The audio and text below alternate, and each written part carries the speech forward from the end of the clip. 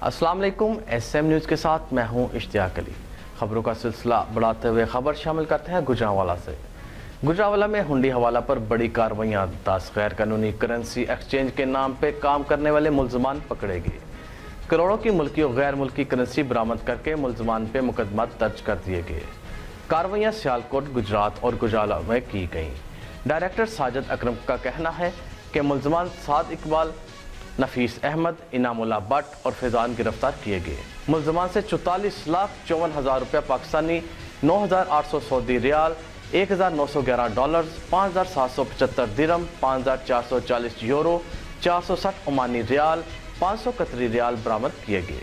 6 गैर कानूनी currency exchange को सील कर दिया गया।